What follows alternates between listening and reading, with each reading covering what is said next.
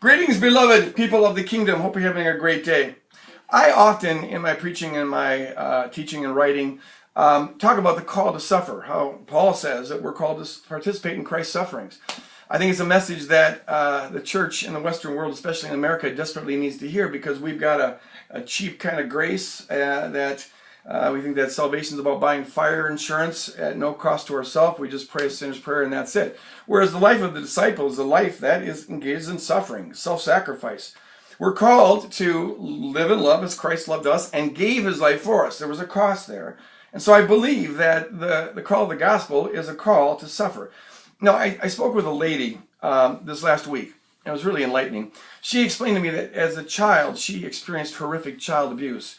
And whenever she hears me talk about God's call to suffer, she in her head hears a message that God is sort of a God who just delights in suffering, like we're supposed to suffer for suffering's sake. Or even worse, a God who approved of the suffering that she went through as a child, and that we're called to suffer like that.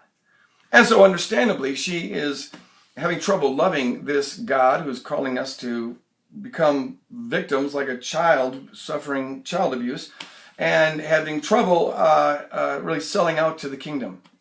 Here's the thing. We're called to follow the example of Jesus. That's what it is to be a follower of Jesus. But Jesus was no one's victim. Jesus said, I lay down my life for you. No one takes it from me. There's a world of difference between offering up your life or sacrificing to ascribe worth to others on the one hand, and allowing somebody to victimize you on the other. A world of difference. We're not called to suffer as an end in and of itself at all. We're called to suffer for the sake of love. The goal is not suffering, the goal is love. And so to ascribe worth to all people at all times, it sometimes involves sacrificing of your time, of your energy, of your resources. And to love enemies in certain contexts may involve even sacrificing your life. But it's not something that someone takes from us. It's something that we, being empowered by God, we offer it up freely. And whereas being a victim is a disempowering thing, it's a dehumanizing thing, living in this kind of love is an empowering thing. To live in this kind of love means you're getting free from that petty self, that fallen self, that false self that gets life from comfort and convenience and is preoccupied with itself and always operating out of your own self-interest and all of that. That's a form of bondage. And to live in the kind of love that Christ calls us to live in is the greatest form of empowerment. So Christ-like love is the opposite of being victimized. Victimization disempowers you, whereas living in love empowers you. The final thing I shared with this lady is that we're called to love our neighbor as ourselves, which presupposes that we're loving ourselves. We're to ascribe unsurpassable worth to all people, but that includes us, since we are created by God and ascribed unsurpassable worth on Calvary. To allow someone to victimize you is not ascribing worth to yourself. No, it's rather saying that the worthless way they're treating you is accurate. Nor is it loving to the person who's doing this to you. You're allowing them, you're enabling them to go on thinking that this is an appropriate way to treat people. And that's a form of bondage. So it's neither loving towards the abuser nor towards the abused to allow this to go on. That's not the kind of suffering that Christ calls us to.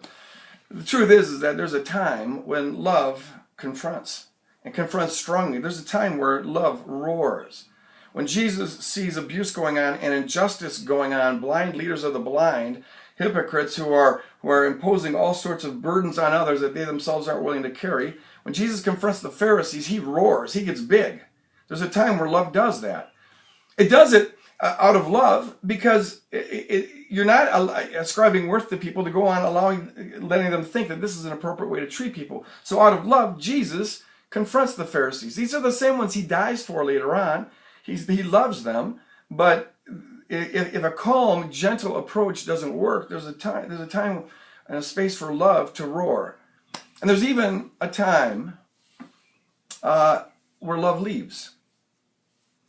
When staying in the game and working with a person, trying to get them to turn, to open their eyes, to see that what the abusive way that they're treating you or treating someone else, when that is not working, and you lose hope of that way working, there's a time where love, in order to ascribe worth to them and in order to help them see the error of their ways, there's a time where love says, I'm out of here.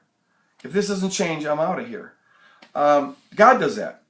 It's his last-ditch effort. In fact, I would argue that this is the ultimate expression of the wrath of God. It's what we see happening on Calvary when Jesus is bearing all the sin of the world. He experiences the ultimate consequence of sin, which is God-forsakenness. He experiences that on the cross.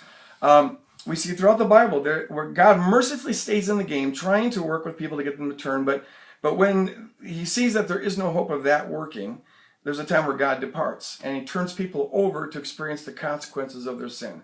And sometimes a person may need to see that the consequence of the way they treat another is that they're going to be alone. You're going. You leave with a hope that they'll turn, but you do leave.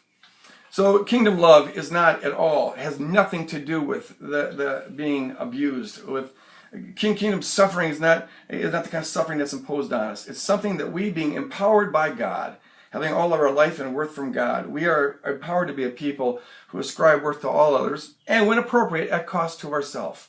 But we choose that. It's not chosen for us. It's not something imposed on us. So live in love as Christ loved you and gave his life for you. But Christ was never a victim, and neither should you be. God bless you guys. Have a great day.